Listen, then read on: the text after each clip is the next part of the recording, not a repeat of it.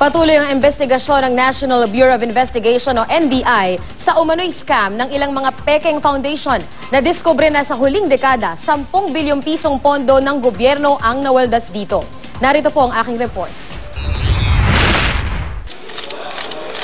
Ano nga ba ang mabibili ng 10 bilyong piso kung ibibili yan ng tigi 1 kilong NFA rice? Bawat isa sa mahigit 70 milyong Pilipino mabibigyan ng tig 4 na kilong bigas. Mahigit 600,000 pamilya rin ang mabibigyan ng tig 15,000 pisong cash assistance para sa buong taon sa Pantawid Pamilya Program. Mahigit kalahating milyong entry-level na public school teacher din ang mabibigyan ng isang buwang sahod sa halagang yan. Pero imbes na mapakinabangan, may 10 bilyong pisong pondo raw ng gobyerno ang napunta lang sa mga Peking organisasyon na pag-aari ng iilang tao lang sa nakaraang 10 taon. Ayon yan sa isinasagawang investigasyon ngayon ng NBI. Isa sa mga sinisiyasat ng NBI ang JLN Group of Companies, kumpanyang nagpapatupad daw ng mga proyekto ng gobyerno na ginamitan ng Fertilizer Fund, Malampaya Fund at PDAF o pork barrel ng mga politiko. Ayon yan sa affidavit sa DOJ ng isang Merlina Pablo Suñas. Nagpakilala si Suñas na liaison officer ng JLN at ng Department of Agriculture, gayon din ang Department of Agrarian Reform at presidente ng isa sa maraming foundation na binuo ng JLN.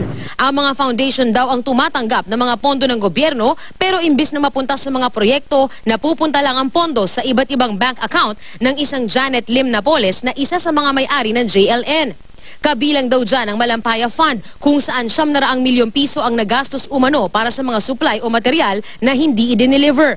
Ganito din umano ang sistema sa mga PDAF o pork barrel ng mga politiko. Habang sa issue ng Fertilizer Fund, may mga lugar daw na walang delivery ang mga foundation na pag-aari raw ni Napoles. Kung matatandaan, inimbestigahan pa ng Senado ang pondo dahil kabilang daw sa mga nakinabang ay mga lugar sa Metro Manila kung saan wala namang mga sakahan na kailangan ng pataba.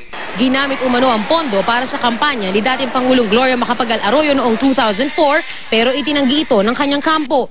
Minsan din daw narinig ni Suñas na katransaksyon ng grupo ang opisina ni Senador Loren Legarda at Bongbong Marcos. Itinanggi ng 2 senador na nakatransaksyon nila si Napoles o ang JLN.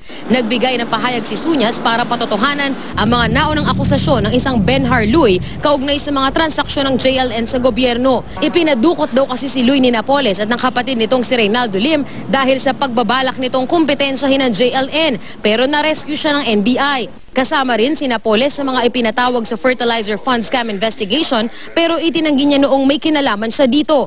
At sa kanyang bagong counter-affidavit, itinanggi niya rin na meron siyang JLN Group of Companies. Ang kumpanya niya raw ay JLN Corporation na hindi raw nakikipagtransaksyon sa gobyerno. Kung matatandaan, nitong Pebrero lang nang ipa-blacklist naman ng COA ang Pangkabuhayan Foundation Incorporated o PFI na tumatanggap ng pondo mula sa gobyerno. Ilang resibo kasi ng mga gastusin ito na ipinasa sa COA ang natuklasang peke. Hindi rin matunto ng COA ang foundation sa idineklara nitong opisina.